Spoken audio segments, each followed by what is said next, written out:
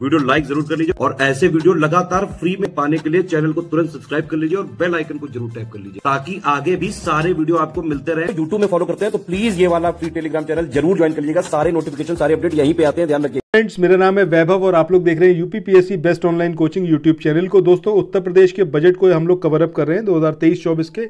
अब यहां से आपको कम से कम 2 से 3 क्वेश्चन बहुत आराम से उत्तर प्रदेश पीसीएस प्री में देखने को मिलेंगे। अब ये क्वेश्चंस को कवर अप करने के लिए आपको ये पूरा बजट थॉरोली यहां पर देखना बेहद ज़रूरी है। अभी तक जो बजट से रिलेटेड वीडियोज़ आए हैं उनको प्लेलिस्ट में जाइए और वीडियोस को कंप्लीट देखिए ताकि कोई भी इंफॉर्मेशन यहाँ से छूटे ना, क्योंकि ये बहुत इंपॉर्टेंट टॉपिक है। इसके बाद जो अगला हमारा टॉपिक होगा बजट से रिलेटेड, वो उसमें हम बात करेंगे जो केंद्रीय बजट था। सो पहले उत्तर प्रदेश वाले बजट को अच्छे से कवर अप कर लीजिए, उसके बाद केंद्रीय बजट को हम लोग देखेंगे, ठीक है। सो आइए स्टार्ट करते हैं आज के अपने इस सेशन को। अगर आप लोग उत्तर प्रदेश पीसीएस की तैयारी कर रहे हैं, आप आरओ की तैयारी करना चाहते हैं, बीईओ की तैयारी करना चाहते हैं, इन तीनों एग्जाम की अगर आप तैयारी करने चाहते हैं तो स्टडी फॉर सिविल सर्विसेज के कोर्सेज को आप ज्वाइन कर सकते हैं कंप्लीट तैयारी के लिए। ये वन स्टॉप डेस्टिनेशन है, यहाँ पर आपको सब कुछ मिलेगा, जिसमें स्टडी मटेरियल रहेगा, टेस्ट सीरीज रहेंगी, पेड क्विज रहेंगी, सब कुछ आपको एक ही जगह पर मिलेगा और ये सब कुछ सफिशिएंट होगा आपके एग्जाम को क्रैक करने के लिए, एग्जाम को निकालने के लिए। लेटेस्ट ग्रुप स्टार्ट हो चुके हैं और उन ग्रुप में आपको एडमिशन लेने के लिए सिंपली जो ये नंबर मैं आपकी स्क्रीन पर लिख रहा हूँ, इन नंबर्स पर आप कॉल कर सकते हैं। 8564-880530 इस नंबर पर आप संपर्क कर सकते हैं। इसके अलावा 9696066089 इस नंबर पर कांटेक्ट कर सकते हैं, या फिर आप 7523864455 इन तीनों में से किसी भी नंबर पर कॉल करके आप हमसे संपर्क कर सकते हैं और ये लेटेस्ट ग्रुप जो है इसमें आप एडमिशन ले सकते हैं। दोस्तों, अभी तक जो हम कवर अप कर चुके हैं वो यहाँ तक कवर अप कर चुके हैं, यानी कि हर जिले में मेडिकल कॉलेज खोला जाएगा और 17,000 किसान पाठशालाएं खोली जाएंगी। ये पॉइंट तक हम लोग कवर अप कर चुके हैं। इसके बाद आगे हम बढ़ेंगे और आज इस वाले पॉइंट से आगे बढ़ते हैं, जिसमें बात करी गई है कि प्रदेश में अब तक 1.53 करोड़ से अधिक निर्माण श्रमिकों तथा 3,14,611 निर्माण स्थलों का पंजीकरण कराया जा चुका है। अब ये पॉइंट कुछ खास इंपॉर्टेंट नहीं है, बट एक बार देखना हर पॉइंट को ज़रूरी है। इसके बाद कामगार मृत्यु एवं दिव्यांगता सहायता योजना के तहत कार्यस्थल पर श्रमिकों की जो मृत्यु है उसकी दशा में 5 लाख रुपए, स्थायी दिव्यांगता अगर होती है तो 4 लाख रुपए एवं आंशिक दिव्यांगता पर 3 लाख रुपए की सहायता प्रदान किए जाने का प्रावधान है। ये वाला पॉइंट इंपॉर्टेंट है, इसको याद रखिएगा। मतलब यहाँ पर यह बात बोली गई है कि जहाँ पर काम चल रहा है उस ड्यूरेशन में अगर कोई श्रमिक उसकी मौत हो जाती है, उस ड्यूरेशन में उसको जो है 5 लाख रुपए का मुआवजा दिया जाएगा। अगर कोई स्थायी दिव्यांगता आती है उस कंडीशन में उसको 4 लाख रुपए, अगर आंशिक दिव्यांगता आती है तो उस कंडीशन में 3 लाख रुपए का जो है प्रावधान यहाँ पर किया गया है। इसके बाद अगला पॉइंट है कि श्रमिकों के बच्चों को निःशुल्क गुणवत्तापूर्ण शिक्षा देने हेतु प्रदेश में प्रत्येक मंडल में एक आवासीय विद्यालय की स्थापना की जाएगी और प्रधानमंत्री श्रम योगी मानधन योजना के अंतर्गत जो है अब तक 6,05,977 लाभार्थियों का पंजीकरण किया जा चुका है। यहाँ पर बेसिकली आपको ये वाली पॉइंट याद रखना है कि हर मंडल में एक जो है आवासीय विद्यालय की स्थापना की जाएगी, इसका प्रावधान किया गया है। इसके बाद अगले पॉइंट की बात करें कि प्रदेश के सर्वाधिक बाल श्रम से प्रभावित जिलों के हॉटस्पॉट को चिन्हित करते हुए 490 ग्राम पंचायतों और शहरी वार्डों को बाल श्रम से मुक्त घोषित करके जो है नया सवेरा योजना का संचालन किया गया है, जिसमें 30,287 बच्चों को शिक्षा की मुख्य धारा से जोड़ा गया है। सो इस वाले पॉइंट को आप ज़रूर याद रखिएगा कि ओवरऑल कितने बच्चों को जो है श्रम से मुक्त करा गया है, बाल श्रम से, वो है आपका 30,287 बच्चों को। इसके बाद आगे हम बात करें कि असंगठित क्षेत्रों के कर्मकारों के लिए संचालित मुख्यमंत्री जन आरोग्य योजना के लिए 100 करोड़ रुपए की व्यवस्था जो है वो प्रस्तावित है। ये 100 करोड़ ज़रूर याद रखिएगा। किसके लिए? मुख्यमंत्री जन आरोग्य योजना। ये इंपॉर्टेंट एलोकेशन है बजट का, इसको याद रखें। इसके बाद असंगठित क्षेत्र के कर्मकारों हेतु संचालित मुख्यमंत्री दुर्घटना बीमा योजना, इसके लिए 12 करोड़ रुपए की व्यवस्था प्रस्तावित है। This is also important. इसके बाद पुलिस विभाग के अधिकारियों एवं कर्मचारियों के लिए आवासीय सुविधा उपलब्ध कराए जाने हेतु ये जो बजट था इसमें 1000 करोड़ रुपए का जो है प्रावधान किया गया। इसके बाद नेक्स्ट पॉइंट की बात करें, यहाँ पर बात हो रही है कि जो नवसृजित पुलिस कमिश्नरेट है उसके कार्यालय और जो अनावासीय भवन है उसकी व्यवस्था के लिए 850 करोड़ रुपए की व्यवस्था प्रस्तावित है। इसके बाद अगले पॉइंट की बात करें कि प्रदेश में पुलिस विभाग के अधिकारियों कर्मचारियों को आवासीय सुविधा, जिसमें शहरी क्षेत्र की बात कर रहे हैं, उपलब्ध कराने हेतु 400 करोड़ रुपए की व्यवस्था की गई है। अब ये जो है कुछ पॉइंट हम प्रीवियस वीडियोस में भी देख चुके हैं, उनको आप देख सकते हैं। इसके बाद SDRF के सुदृढ़ीकरण के लिए 10 करोड़ रुपए की यहाँ पर व्यवस्था करी गई है। इसके बाद आगे हम बात करें, बात हो रही है किसकी, माँ शाकुंभरी देवी मंदिर की, तो वहाँ पर पर्यटन को विकसित करने के लिए 50 करोड़ रुपए का प्रावधान किया गया है। प्रयागराज का विकास किया जाएगा, 40 करोड़ रुपए उसके लिए एलोकेट करे गए हैं। बौद्ध परिपथ के पर्यटन विकास के लिए 40 करोड़ रुपए का प्रावधान इसके अंदर किया गया है। याद रखिएगा, इंपॉर्टेंट पॉइंट है। इसके बाद नेक्स्ट हम बात करें बुंदेलखंड का समेकित पर्यटन विकास हेतु 40 करोड़ रुपए की उसके लिए व्यवस्था की गई है बजट में। इसके बाद है शुक्र तीर्थ धाम का समेकित पर्यटन विकास हेतु 10 करोड़ रुपए की व्यवस्था प्रस्तावित है।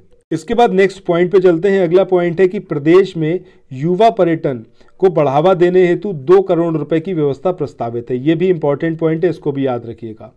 Uttar Pradesh eco tourism Lucknow board की स्थापना के लिए 2.50 करोड़ रुपए की व्यवस्था प्रस्तावित है। This is also important. इसके बाद आगे जब यहाँ पर हम चल रहे हैं तो ये जो आप यहाँ पर देख रहे हो कि वित्तीय वर्ष 2023-24 में ये यहाँ पर ऑलमोस्ट सारी चीज़ें हम लोग ऊपर कवर अप कर चुके हैं।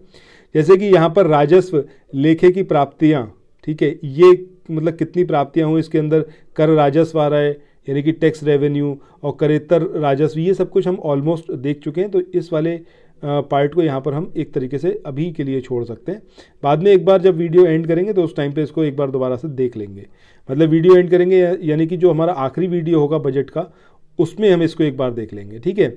अब इसी को यहाँ पर अगर हम देखें तो ये राजस्व लेखे की जो प्राप्तियाँ हैं उसको यहाँ पर दिखाया गया है, ठीक है।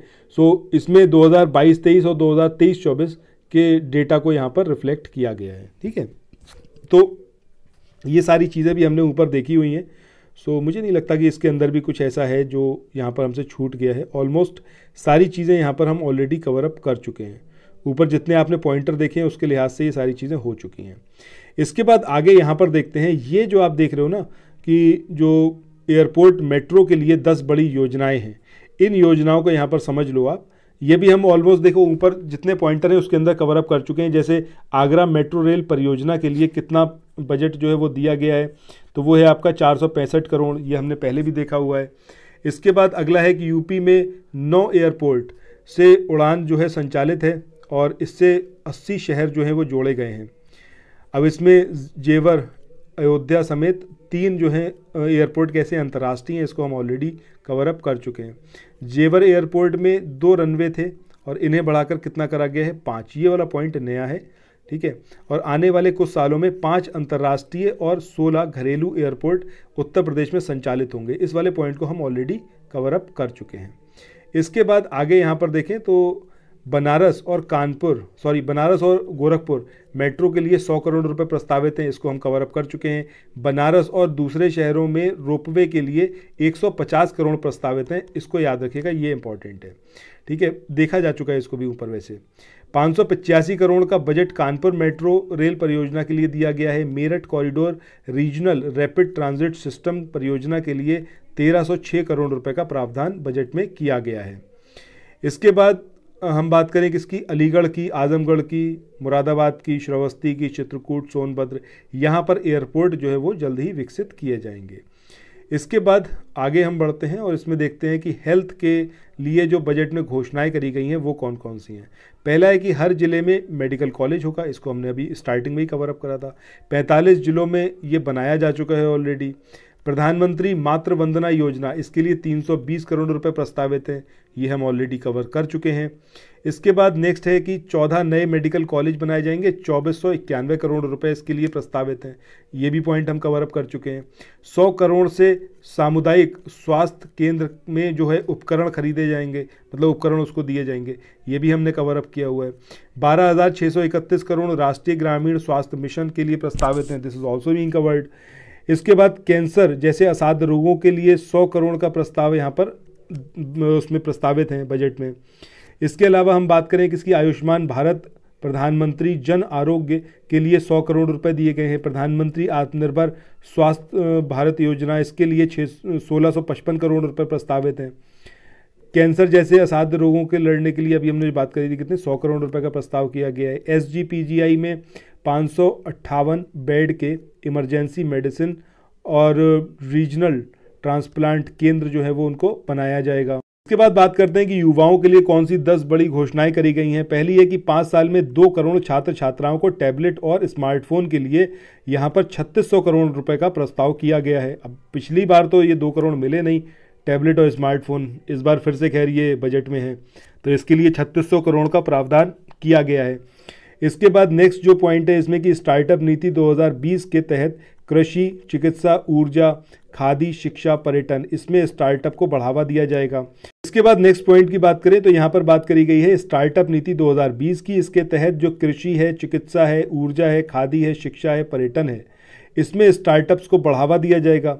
ग्रामीण क्षेत्रों के जो युवा उद्यमी हैं इनको एग्रीटेक स्टार्टअप्स के लिए 20 करोड़ का प्रस्ताव किया गया है।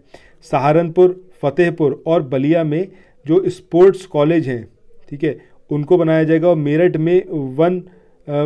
में जो चल रही है इस समय ध्यानचंद स्पोर्ट्स यूनिवर्सिटी, इसके लिए 300 करोड़ रुपए का आवंटन किया गया है। इसके अलावा आगे हम बात करें तो युवा वकील जो हैं इनके लिए शुरुआत किया गया है कि 3 साल के लिए किताब पत्रिकाएं खरीदने के लिए 10 करोड़ रुपए का जो प्रावधान है वो बजट में किया गया है।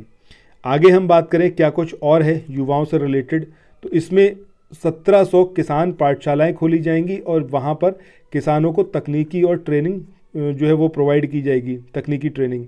इसके बाद यूपी के मेडिकल कॉलेज में 8528 MBBS की और सीटें जो हैं वो उपलब्ध कराई जाएंगी।